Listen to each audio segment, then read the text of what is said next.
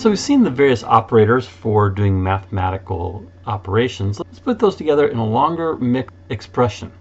So I have dim x as integer equals 1 plus 3 times 2 to the power of 2 minus 4. The question is, what is the value of x? I'll give you a few seconds to think about that.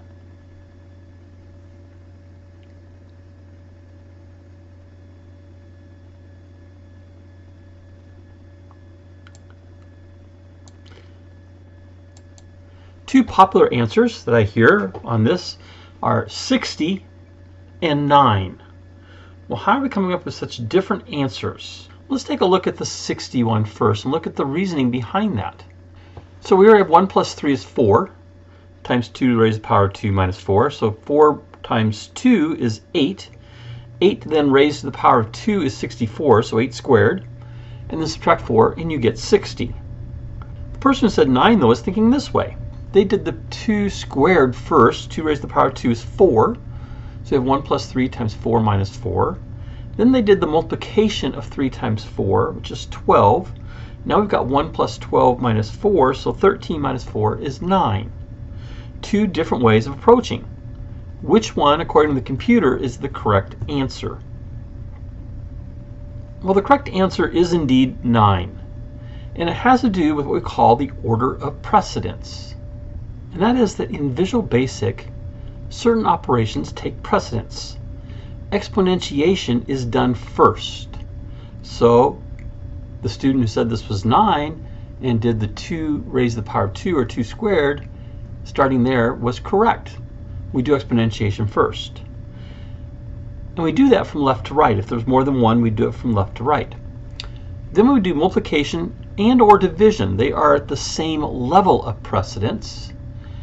And we only have one of those operations here, and that's the 3 times 4, which gives us 12.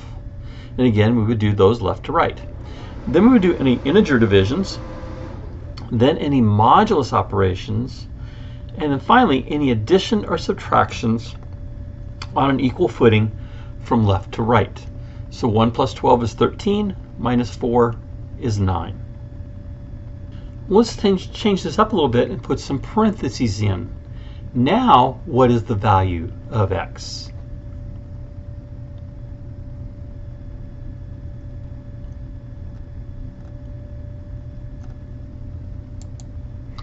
And this time, both students say 60.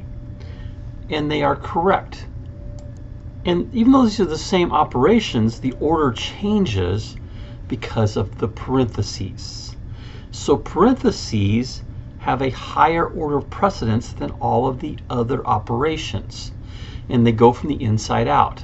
So the inside parentheses here are the 1 plus 3. That gives us 4. And then we have the next set of parentheses is 4 times 2. That's 8.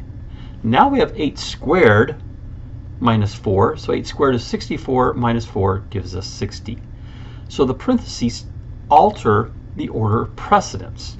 If in doubt, put parentheses in your expressions. Give some practice solving equations. Here are several lines of code where we're divvying variables and setting the values of those variables to some mathematical expressions. So I'd like you to solve the values for A, B, C, D, F, G, H, I, J, and K. For J and K, you will use the variables X, Y, and Z, the values of 3, 2, and 5, respectively. So you can pause the video here. Take as much time as you need to solve these, and then come back and I'll show you the answers. Here then are the solutions to those problems, and I did create a Visual Basic applications to verify that the solutions were correct. And just for review in terms of developing this particular message box, here is the code that I used after creating all the variables and assigning their values to display each of the values in the message box. I used a string builder in this case, made it easy to append the lines and be several lines. One little trick here that I did, just to save a little bit of typing, I was thinking about doing this as an interpolated prompt, was I dimmed NL as a string, NL for new line equals VBCRLF, and then I can use that NL in string interpolation or concatenation. And so see here that I use the NL in the interpolation of that first string. That initial string needs a new line character, because then we can use a pen line. Remember, on a pen line is putting the carriage return line feed at the end of that line. If you just jumped into this video, you can see all the videos from the Programming Practicum playlist by clicking on the image in the lower right. And if you'd like to be alerted to future videos I create, you can click my picture in the top right to subscribe to the channel.